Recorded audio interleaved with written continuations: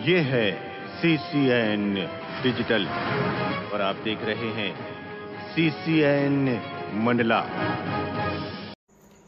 लोकसभा सामान्य निर्वाचन 2024 के अंतर्गत संपूर्ण संसदीय क्षेत्र मंडला के लिए इलेक्ट्रॉनिक वोटिंग मशीन एवं वीवीपैट का द्वितीय रेंडमाइजेशन कलेक्टर एवं जिला निर्वाचन अधिकारी डॉक्टर सलोनी सुडाना द्वारा अभ्यर्थियों एवं उनके अधिकृत प्रतिनिधियों की उपस्थिति में कलेक्ट्रेट के गोलमेज सभा कक्ष में किया गया। इस अवसर पर मंडला संसदीय क्षेत्र के लिए नियुक्त सामान्य प्रेक्षक डॉक्टर राजू नारायण स्वामी, अपर कलेक्टर राजन कुमार सिंह, सहायक कलेक्टर रवि कुमार सिहाग, संयुक्त कलेक्टर अरविंद सिंह, मंडला संसदीय क्षेत्र में आने वाले समस्त विधानसभा क्षेत्रों के सहायक रिटर्निंग ऑफिसर एवं जिला सूचना एवं विज्ञान अधिकारी मधु मिश्रा सहित संबंधित उपस्थित रहे।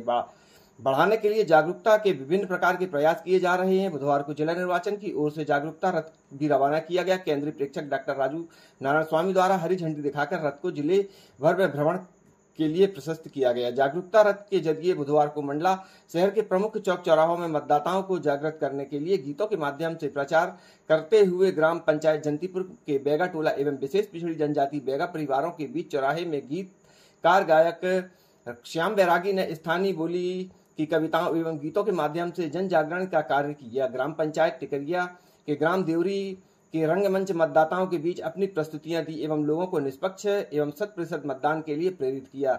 लोकसभा सामान्य निर्वाचन 2024 के मतदान का प्रतिशत बढ़ाने के लिए मतदाता जागरूकता के विभिन्न कार्यक्रम आयोजित किए जा रहे हैं।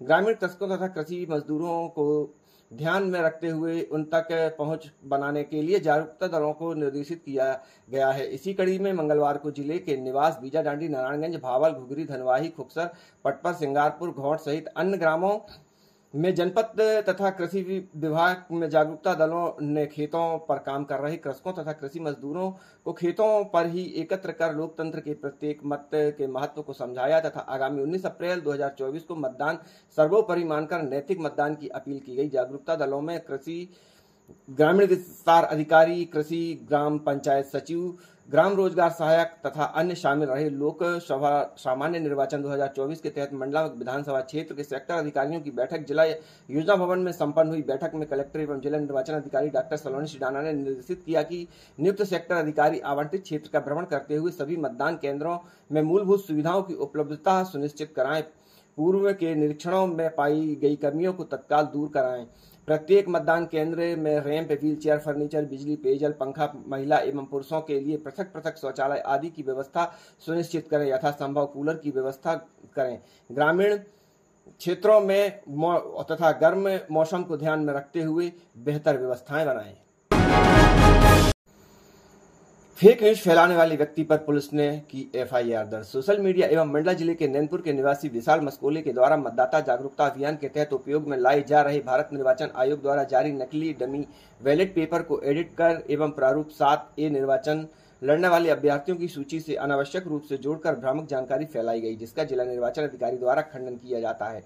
फेक न्यूज फैलाने वाले विशाल मस्कोले के विरुद्ध धारा 171, 469, 186 के तहत नैनपुर थाना में FIR दर्ज मामले को जांच में लिया गया है। जिला प्रशासन के द्वारा बार बार लोगों को बताया जा रहा है कि कोई भी भ्रामक जानकारी न फैलाएं और न ही सोशल मीडिया में ऐसी भ्रामक जानकारी डालें। वापस क्या है सर ये पूरा मामला? नैनपुर क्षेत्र में एक व्यक्ति हैं विशाल मर्सकोले, उन्होंने फेसबुक पोस्ट डाली थी जिसमें कि नैनपुर नगर पालिका के द्वारा जो डमी EVM तैयार की गई थी इलेक्शन कमीशन के निर्देशानुसार उसको, और साथ में जो यहाँ पर 7A का फॉर्म होता है जिसमें कि प्रत्याशियों के चिन्ह लिखित रहते हैं और उनका अनुक्रमण रहता है, उन दोनों को क्लब करके ये दिखाने का प्रयास किया गया था अपचारी के द्वारा कि शासकीय कर्मियों द्वारा किसी व्यक्ति विशेष को वोट डालने के लिए प्रेरित किया जा रहा है, लेकिन ये गलत तरीके से उनका द्वारा चित्रांकन किया गया था। इसके लिए उनके विरुद्ध 171C और अन्य IPC की जो धाराएं हैं उनमें अपराध दर्ज किया गया।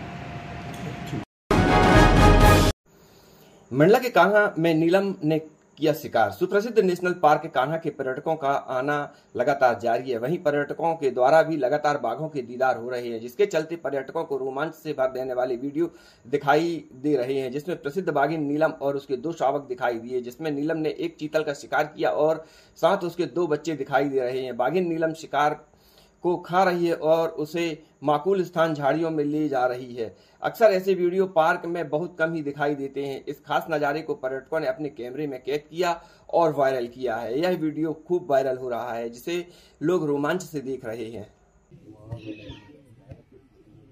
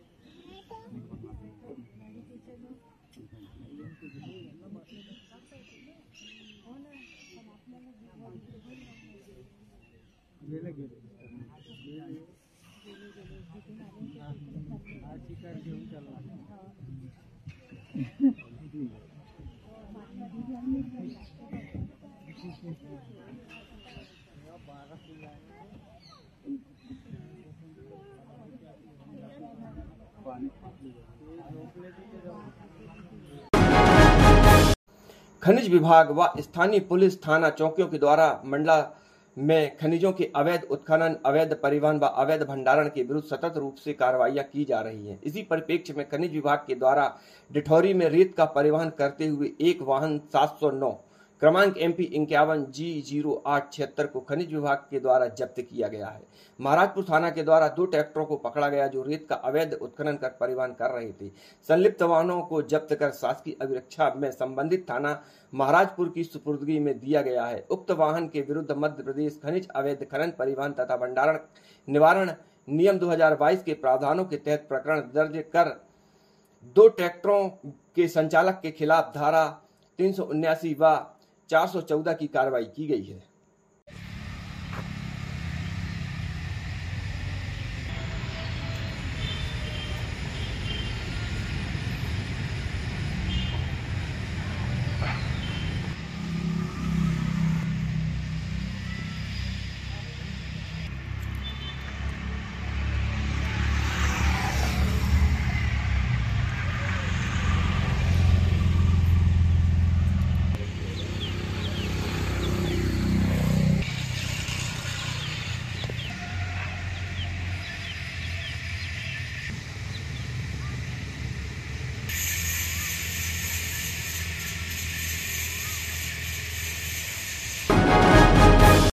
लोकसभा सामान्य निर्वाचन 2024 के अंतर्गत संपूर्ण संसदीय क्षेत्र मंडला के लिए लोगों को मतदान के प्रति जागरूक करने के लिए अनेकों कार्यक्रम जिला निर्वाचन अधिकारी व कलेक्टर डॉक्टर सलोनी शिडाना के आदेश के अनुसार किया जा रहा है। इसी के अनुसार नगर पालिका अधिकारी श्री गजानन नाफले के मार्गदर्शन में नगर पालिका के सभी सफाई वाहन, फायर वाहन को रैली के माध्यम से संपूर्ण शहर में मतदाता जागरूकता के गीतों, बैनर, पोस्टर के माध्यम से निकाला गया, जिसमें लोगों में पहले मतदान फिर दूसरा काम के प्रति जागरूक किया जा रहा है, जिसमें जागरूकता लाई जा रही है, जिसके लिए ये वाहन संपूर्ण शहर में मुख्य गलियों से निकाले गए तथा लोगों को मतदान के प्रति जागरूक कर रहे हैं।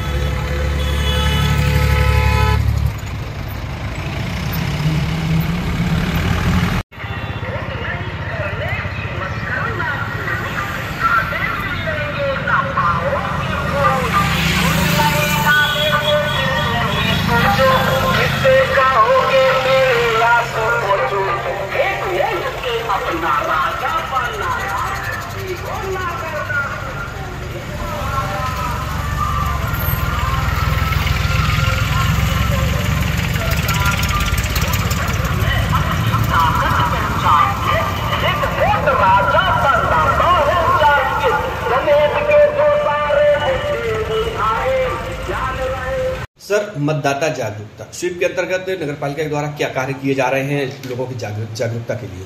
स्वीप के अंतर्गत नगर पालिका द्वारा विभिन्न कार्यक्रम किए जा रहे हैं। अभी भी वर्तमान में कल जो है कि कलेक्टर महोदय के निर्देशानुसार एवं जिला पंचायत CO सर के मार्गदर्शन में हमने एक वाहन रैली निकाली थी। वो समस्त वार्डों में एवं पूरे नगर में घूमी, जिसमें वार्डों में लोगों को यही प्रचार प्रसार किया गया कि सबसे पहले सब काम छोड़ दो, सारे पहले काम छोड़ दो, सबसे पहले वोट दो। सुबह सुबह सब जाके अपने मतदान केंद्र पर वोट करें। Thank you. माननीय न्यायालय बिछिया के प्रकरण क्रमांक 6/2019 के मामले में वर्ष 2020 से फरार स्थायी वारंटी को जिला बालाघाट से गिरफ्तार कर माननीय न्यायालय में पेश किया गया। थाना नैनपुर पुलिस द्वारा फरार स्थायी वारंटी की तलाश हेतु टीम रवाना की गई, जिसमें टीम के द्वारा एक स्थायी वारंटी को सिवनी जिले से प्रकरण क्रमांक 99/19 थाना नैनपुर के अपराध क्रमांक 118/2019 में फरार स्थायी वारंटी को गिरफ्तार कर माननीय न्यायालय नैनपुर में पेश किया गया है। लोकसभा चुनाव के मद्देनजर थाना नैनपुर क्षेत्र में पुलिस टीम के द्वारा लगातार भ्रमण कर गतिविधियों पर नजर बनाई गई है। भ्रमण के दौरान एक पिकअप वाहन क्रमांक MP 20 GB 1257 का चालक वाहन पिकअप के पीछे डीजे लगाकर अनियंत्रित रूप से तेज आवाज में बजाते हुए मिला। तेज एवं अनियंत्रित रूप से ध्वनि विस्तारक यंत्र का उपयोग कर आदर्श आचार संहिता का उल्लंघन कर रहा था। वहीं आदर्श आचार संहिता दौरान जिला दंडाधिकारी के आदेश का उल्लंघन करता पाए जाने पर पिकअप वाहन व डीजे सहित जब्त कर आरोपी के विरुद्ध धारा 188 भारतीय दंड विधान एवं 7/15 कोलाहल अधिनियम 1985 के तहत अपराध पंजीबद्ध कर कार्रवाई की गई है।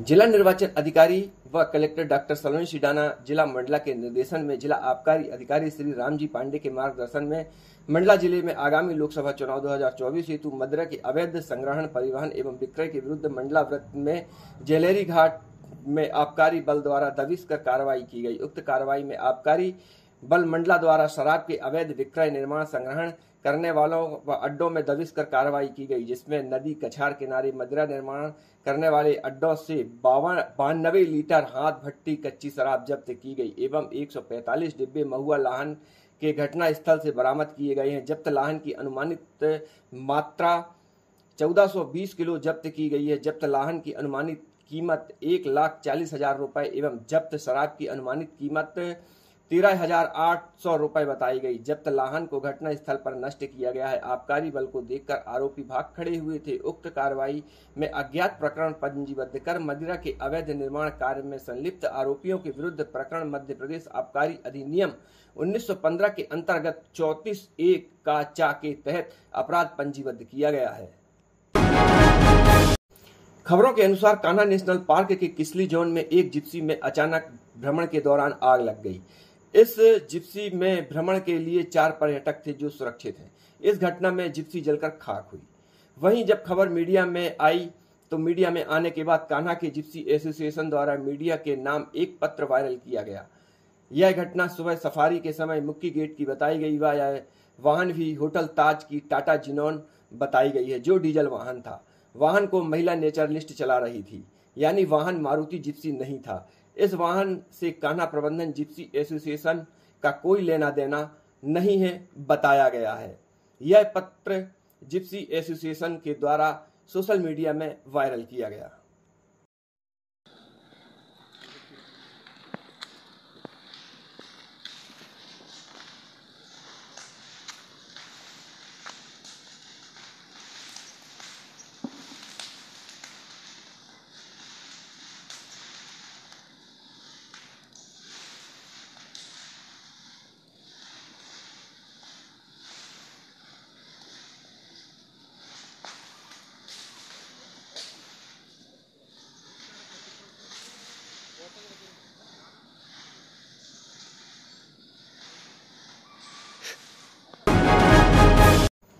यातायात पुलिस के द्वारा मंडला द्वारा आदर्श आचार संहिता का पालन कराने वाहन चेकिंग के दौरान बिना हेलमेट के साथ बिना सीट बेल्ट, 4 गति सीमा का उल्लंघन में 1 खतरनाक स्थिति में वाहन खड़ा करने पर 4 कुल 18 वाहन चालकों के विरुद्ध चालानी कार्रवाई कर राशि 7,700 जुर्माना वसूल किया गया एवं सभी वाहन चालकों को यातायात नियमों का पालन कराने की समझाइश दी गई।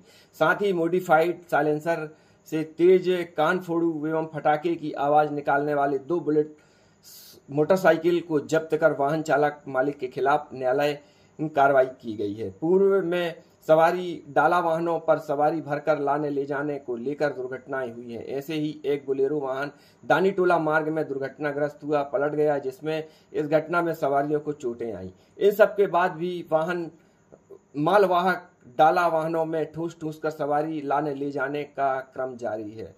जैसे ही यह लापरवाही भी की जा रही है। ऐसे ही यातायात विभाग के द्वारा रेलवे क्रॉसिंग पौड़ी के पास वाहनों की जांच के दौरान 2 पिकअप पर मालवाहक वाहनों को पकड़ा गया, जो परसवाड़ा से महाराजपुर संगम घाट। यह वाहन लगभग आधा सैकड़ा लोगों को डाले में लाद कर ला रहा था। यातायात प्रभारी ललित ध्रुवे के द्वारा दोनों ही वाहनों के मालिकों के खिलाफ नियम के अनुसार कार्रवाई कर वाहनों को जब्त किया गया है।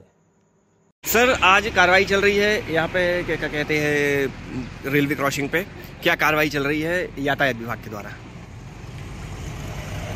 बेसिकली जो रूटीन चेकिंग है इसमें बिना सीट बेल्ट लगा करके जो 4 व्हीलर वाहन चला रहे हैं उनके खिलाफ कार्रवाई कर रहे हैं, और जो 2 व्हीलर चला रहे हैं बिना हेलमेट के उनके खिलाफ भी हम कार्रवाई कर रहे हैं।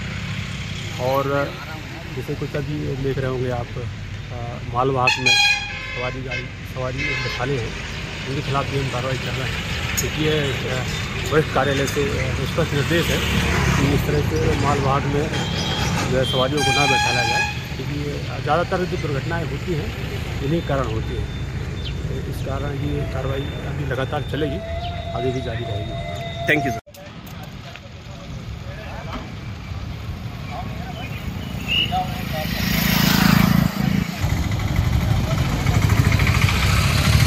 कहाँ से आ रहे हो? परसवाड़ा से। कौन से कार में जा रहे हो? कहाँ जा रहे हो? मंडला जा रहे हैं अर्थी विसर्जन में। अच्छा, तो कितने लोग हो आप लोग? 25 लोग हो। आप लोगों को खतरा नहीं लगा कि आप पिकअप वाहन में इस तरीके से भरे हुए हो? नहीं सर जी, खतरा तो नहीं लगा हमको। अभी एक दुर्घटना हुई है, दुर्घटना का नहीं मालूम आपको? जानकारी नहीं है। जानकारी नहीं है। अपनी जान को जोखिम में डाल के आप लोग बैठे हुए हो? ऐसा नहीं है सर जी कि जोखिम में मतलब डाले हैं। अच्छा, आ रहे हैं। कितना पैसा दिए हो आप लोगों ने? पैसा तो नहीं दिए यहाँ पर, मतलब नहीं तो भाई कुछ तो गाड़ी वाला लिया होगा तुम लोगों से। कितना पैसा लिया है? मतलब रिलेशन वाले की गाड़ी है। अच्छा, इसलिए मतलब उन्हें सहयोग के रूप से अपने को मतलब लाया। तो ऐसा सहयोग कर रहा है कि आप लोगों की जान को जोखिम में डाल दिए आप लोग? नहीं ऐसा नहीं है, जोखिम में नहीं। हिसाब से आ रहे हैं 8।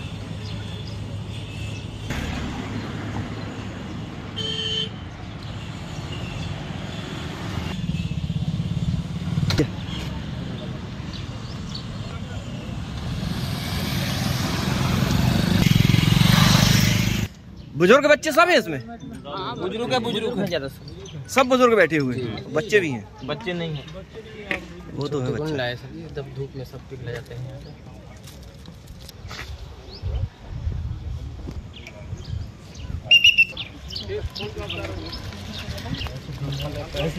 ये पिकअप वाहन जिसमें सवारी लदी हुई है, आप चालक हैं उसके? जी हाँ। कहाँ से आ रहे हो आप? हम भादू कोठा। ये कहाँ पड़ता है? परसवाड़ा। कितने लोग हैं इसमें? इसमें 20-22 लोग हैं। 20-22 लोग, वो लोग 25 लोग बता रहे हैं जैसे। अच्छा, ये बताइए कि आप इतने लोगों की जान को जोखिम में डाल के आप पे उसको ले आए, अभी इसके पूर्व दुर्घटना हुई थी, वो नहीं मालूम आपको? हिसाब से आए हैं साहब, थोड़ा सा स्थिति कमजोर है, इसलिए अस्थि विसर्जन में मंडला है। क्या नाम है आपका? नारायण प्रसाद राणा। गाड़ी आपकी ही है? जी। ये जबकि मालवाहक है, मालवाहक में आपने सवारी लाद लिए हो, आपको ये नहीं लगा कि बीच में अगर गाड़ी पकड़ा जाएगी तो दिक्कत हो जाएगी? ये सब नहीं, डर नहीं लगता आप लोगों को? सब लगता है, पर अब घर की गाड़ी के रिश्तेदार हैं अपने। अच्छा। तो कहने लगे कि अब स्थिति भी कमजोर है, तो थोड़ा डीजल वीजल डाल करके अस्थि विसर्जन करा के आएंगे।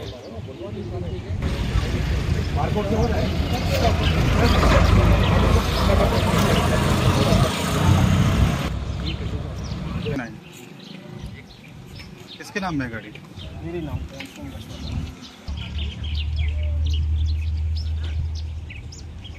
विलचंद। उपनगरीय क्षेत्र महाराजपुर के नावघाट में मां ज्वाला मंदिर के सामने मां नर्मदा पुराण का आयोजन आचार्य पंडित अंकित कृष्ण आचार्य प्यासी के मुखार बिंद से बड़े ही सुंदर भाव के साथ किया जा रहा है। मां नर्मदा पुराण में मां नर्मदा की महिमा का वाचन बड़े ही सुंदर भाव से किया जा रहा है, जिसे सुनने के लिए श्रद्धालु बड़ी संख्या में पहुंच रहे हैं। कथा में आचार्य श्री के द्वारा बताया गया कि देश सेवा व राष्ट्र के नियमों का पालन करना हमारा कर्तव्य है। वहीं आचार्य श्री ने बताया कि 19 अप्रैल को लोकतंत्र के महापर्व में भाग लेकर मतदान करना हमारा नैतिक कर्तव्य है। आचार्य श्री के द्वारा श्रद्धालुओं को मतदान के लिए प्रेरित किया जा रहा है। वहीं मतदान करें फिर दूजा काम करें जैसे स्लोगन का उपयोग भी किया गया। श्रद्धालुओं को मतदान के प्रति जागरूक करने का संदेश दिया गया।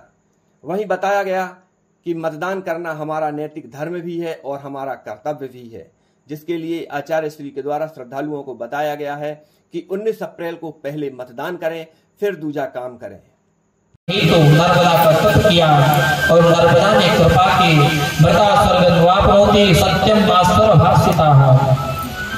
मां नर्मदा ने कार्तिकेय पर कृपा की और कार्तिकेय जी ने भगवान शिव से मिले तो उस तीर्थ का नाम कुमारेश्वर तीर्थ पड़ा और बताया कि राजन जो भी उस तीर्थ में जाता है उसे क्या प्राप्त होती है। धनम धान्यम, धन धान्य तो प्राप्त होता है, अंतोगत्या मोक्ष की प्राप्ति होती है। क्योंकि कोई भी कार्य करे, भगवान की आराधना ऐसी आराधना है कि आप धन मांगे, वस्तु मांगे तो भगवान तो प्रदान करते हैं, और यदि कोई मोक्ष मांगे, विद्यार्थी लभते विद्याम, धनार्थी लभते धनम, पुत्रार्थी लभते पुत्रान, मोक्षार्थी लभते गते, तो परमात्मा से मोक्ष भी प्रदान करता है।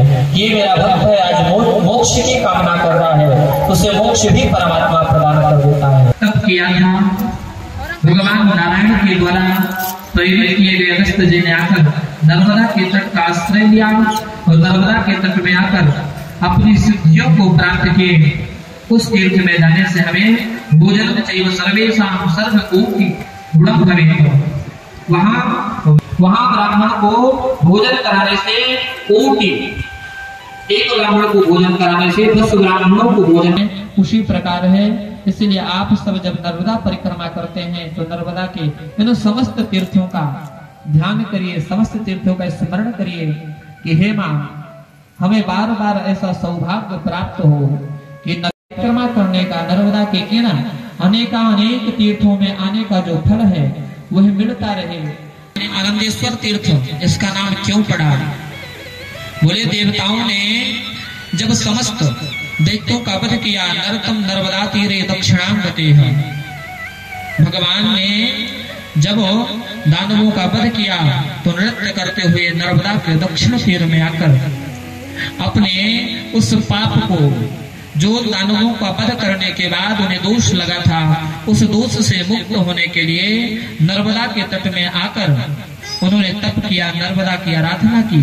क्योंकि नर्मदा एक ऐसी नदी है जो 21 कल्प से, जिस प्रकार आप आज जल के रूप में देख रहे हैं, इसी प्रकार वह 21 कल्प से हर कल्प में, हर युग में नर्मदा विद्यमान रहती है। कभी जल के रूप में, कभी कन्या के रूप में, किसी न किसी रूप में नर्मदा हर कल्प में रहती है। इसीलिए उसका नाम नर्मदा है। नाम व्रता इति नर्मदा, जिसका कभी मरण ना हुआ हो, जिसका कभी क्षय ना हुआ हो, वही नर्मदा है। तो आनंदेश्वर तीर्थ में भगवान ने आकर तप किया। उस तीर्थ में जाने से सप्त जन्मा सुजायेता, अनंतो ही जन्मों तक आनंद की प्राप्ति होती है, शांति की प्राप्ति होती है। बोले मात्र तीर्थ? बोले हाँ, यहाँ अनेक प्रकार की अवसराएं, दैव अवसराएं वह सब नर्मदा के तट में आकर भगवान शिव का अर्चन करती थी और भगवान शिव की कृपा को प्राप्त करती थी। तो बोले इस तीर्थ में जाने से क्या पुण्य मिलता है? तो बताया कि कष्टम कष्ट महेश्वरा, भगवान शिव हमारे कष्टों का हरण करते हैं और अंत में पुत्रम सालभते गदाम, हमें पुत्र पौत्र की प्राप्ति होती है। हम यदि पुत्र की कामना से उस तीर्थ में जाके अर्चन करें, आराधना करें, भगवान शिव का अभिषेक करें, तो हमें पुत्र पौत्र धन धान्य की प्राप्ति होती है। ऐसे ही आगे महर्षि मार्कंडेय ने बताया कि राजन, एक बड़ा ही सुंदर तीर्थ है, जिस तीर्थ का नाम लुंकेश्वर है। बोले महाराज, इस तीर्थ का नाम लुंकेश्वर क्यों पड़ा? तो इसमें भस्मासुर की कथा आती है। भस्मासुर का एक नदी का, भस्मासुर पूर्व जन्म में कालपृष्ठ नाम का असुर था। वह भगवान शिव की साधना की, भगवान शिव को प्रसन्न किया और भगवान शिव को प्रसन्न करने के बाद भगवान शिव वर मांगा कि प्रभु आप मुझे वर दीजिए। भगवान शिव प्रसन्नता में आके उसे वर दिए कि तुम जिसके ऊपर भी हाथ रखोगे वो जलकर भस्म हो जाएगा। लेकिन असुर था, उसकी प्रवृत्ति असुर की थी। तो उसने विचार कैसे किया जाए, तो भगवान शिव के ऊपर ही हाथ रखने के लिए आतुर हो गया। भगवान शिव को ही नष्ट करने के लिए आतुर हो गया। यह बात हमें यह शिक्षा देती है कि यदि हम सर्प को दूध पिलाएंगे तो वह हमें विष ही देगा। सर्प को यदि हम दूध पिलाएंगे तो हमें विष देगा। इसलिए आप सब भी जब दान करते हैं तो दान करते समय एक बात का विशेष ध्यान रखा करें कि दान दे किसे रहे हैं। सुपात्रेति दीयताम कुपात्रेति नरकम व्रजेत। यदि आपने सुपात्र को दान दिया तो आपको सुख होगा। कुपात्रेति दीयताम नरकम व्रजेत। यदि कुपात्र के हाथ में दान दिया और उस दान का उसने दुरुपयोग किया, गलत जगह लगाया, तो उस दुरुपयोग करने वाले को कोई पाप नहीं लगेगा, वह दान देने वाले को पाप लगता है। इसलिए कि हमें दान देना कहाँ है, जहाँ आपके धन का वह धन सार्थकता में लगे, जहाँ धर्म में लगे वही दान करना चाहिए। जहाँ संत की सेवा हो, जहाँ गौ की सेवा हो, आप उसे भोजन की वस्तु दे दीजिए, उसके जीवन में उपयोगी वस्तु दे दीजिए, वस्त्र दे दीजिए, जो उसकी इच्छा है वो दे दीजिए। वैकुंठ पहुंच गए, भगवान नारायण के पास गए, ब्रह्मा के पास गए, नाना तीर्थों में भ्रमण किए। जब कहीं से उन्हें शांति नहीं मिले तो वह नर्मदा के तट में आए और नर्मदा के तट में आकर उन्होंने उस कालपृष्ठ राक्षस के पास जाकर, उस भस्मासुर दानव के पास जाकर वह कन्या एक वृक्ष के नीचे बैठ गई। भस्मासुर उसी मार्ग से आया, कन्या को देखा और मोहित हो गया। उस कन्या को देखकर मैं भूल गया कि मैं कौन हूँ। उस कन्या को देखा, देखो मैं अभी कुमारी हूँ, तुम मेरा स्पर्श मत करना, पहले मेरे माता पिता से अनुमति ले लो। बोले ठीक है, अनुमति ले लेंगे। तो उस कन्या ने कहा, देखो हमारे कुल की जो परंपरा है मैं बता देती हूँ कि विवाह के पहले मेरे कुल में यह परंपरा है कि जो वर अपने सर में हाथ रखता है उसी से मेरे कुल में विवाह किया जाता है। प्रार्थना करिए, फिर जीवन का कार्य प्रारंभ करिए, तो उसमें आपको सफलता मिलेगी, उसमें आपको उन्नति मिलेगी। आप घर से बाहर जाइए तो परमात्मा को बता के जाइए कि प्रभु मैं जा रहा हूँ, लौटाम करके जाइए। क्योंकि जब आपके घर में भी कोई परिजन है, कोई आपके हैं माता पिता, तो आप जब घर से बाहर जाते हैं तो बता के जाते हैं कि आत्मा को भी अपने घर का सदस्य मानिए, अपना मुखिया मानिए कि मेरे घर में मेरे गार्जियन, मेरे मुखिया जो है परमात्मा है, भगवान है। उन्हें बताकर जाएंगे तो आप सकुशल घर वापस आएंगे, क्योंकि यह गारंटी हो जाती है। क्योंकि फिर ले जाना और लाना उस परमात्मा का काम बन जाता है कि भक्त मुझे बताकर जा रहा है तो इसे सुरक्षित घर तक लाना है। इसलिए जब किसी यात्रा को हम प्रारंभ करते हैं तो पहले प्रभु का जयकारा लगाते हैं, गणेश जी का जयकारा लगाते हैं, नर्मदा जी का कि हे मैया, हे प्रभु, अब हम इस यात्रा को प्रारंभ कर रहे हैं, आप इस यात्रा को पूर्ण करिए। कोई भी कार्य करते हैं तो पहले हम भगवान का स्मरण करते हैं। इसीलिए कुछ भी कार्य करिए, वैसे कोई कार्य करते हैं तो कहते हैं हम श्री गणेश करने जा रहे हैं। तो हर कार्य में पहले भगवान को सामने लाइए, हर कार्य में पहले भगवान को सामने लाइए। और सबसे बड़ा धर्म है राष्ट्र सेवा। आप सबको राष्ट्र सेवा भी करना चाहिए। विगत दिनों में 19 तारीख को इस राष्ट्र की सबसे बड़ी सेवा क्या है? मतदान। हम सभी को मतदान करना चाहिए, क्योंकि उस मत में हमारा अधिकार है।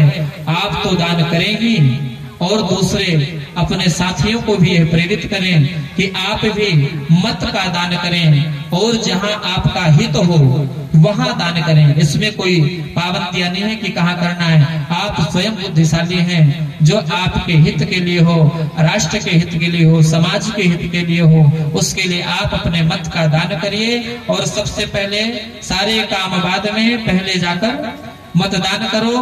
मतदान के दिन आप काम बाद में करना, पहले अपना मतदान करने जाना। आप सभी से मेरा निवेदन है कि आप सब भी अपने साथ किसी न किसी को लेके, क्योंकि ये सबका काम बनता है, एक का नहीं। जो भी जाए अपने साथ 2-4 लोगों को लेकर जाए और मत का दान कराए। भारत माता की जय। ये हमारे क्योंकि ये हमारी सेवा होती है, राष्ट्र सेवा। इससे बड़ा धर्म नहीं है। राष्ट्र सेवा भी बहुत बड़ा धर्म माना गया है। राष्ट्र सेवा से बड़ा कोई धर्म नहीं, राष्ट्र की सुरक्षा से बड़ा कोई धर्म नहीं। इसलिए आप सब 19 तारीख को जाएं और जब भी मतदान हो हर समय मतदान से वंचित नहीं होना चाहिए, क्योंकि कई बार लोग मतदान करने के चक्कर में कि लाइन लगाना पड़ेगा, ऐसा करना पड़ेगा, तो नहीं जाते हैं। भाई मत अपना देना चाहिए। विजय तो परमात्मा के हाथ में है। विजय जिस पर परमात्मा कृपा करेगा उसी को प्राप्त होगी। बोले भारत माता की जय हो। इसी प्रकार अनेकानेक तीर्थ महर्षि मार्कंडेय ने बताया कि राजन अनेकानेक तीर्थ क्षेत्र हैं जहां जाने से हमें शांति मिलती है। एक रवि नामक तीर्थ है। रवि मतलब सूर्य, जहां भगवान सूर्य ने साधना की और भगवान सूर्य को कृपा प्राप्त हुई। आगे एक मणिनागेश्वर तीर्थ है। बोले मणिनागेश्वर तीर्थ यह कैसा तीर्थ है? बताए महर्षि कश्यप की अनेकानेक पत्नी थी। एक विनिता, एक कद्रू नाम की पत्नी थी। एक से महाराज गरुड़ का जन्म हुआ और एक से सर्पों का जन्म हुआ। तो जो सर्पों की मां थी उन्होंने कहा कि जो इंद्र का घोड़ा है वो काले कलर का है, लेकिन गरुड़ की मां ने कहा नहीं, वो श्वेत रंग का है। जब वास्तव में सर्पों की मां कद्रू ने जाकर इंद्र के घोड़े को देखा तो वह कृष्ण वर्ण का था। तो सर्पों से कहा कि एक क्षण के लिए, नहीं तो मैं दासी बन जाऊंगी, क्योंकि शर्त क्या रखा था कि अगर वह अश्व श्वेत होगा तो मैं दासी बन जाऊंगी, और यदि कृष्ण होगा तो तुम दासी बन जाओगी। 19 अप्रैल को लोकतंत्र का महापर्व है, जिसमें हमें शामिल होना अति आवश्यक है। मतदान हमारा नैतिक धर्म भी है और हमारा कर्तव्य भी है। इसलिए हमें सभी कार्य छोड़कर पहले मतदान करना है, इसके बाद हमें अपने दूसरे कार्य करना है। हमारे आसपास भी लोगों को मतदान करने के लिए प्रेरित करना है कि पहले वे मतदान करें, इसके बाद अपने दूसरे कार्य करें। इसीलिए 19 अप्रैल को लोकतंत्र के इस महापर्व में हमें शामिल होना है और हमें मतदान करना है। मतदान करें।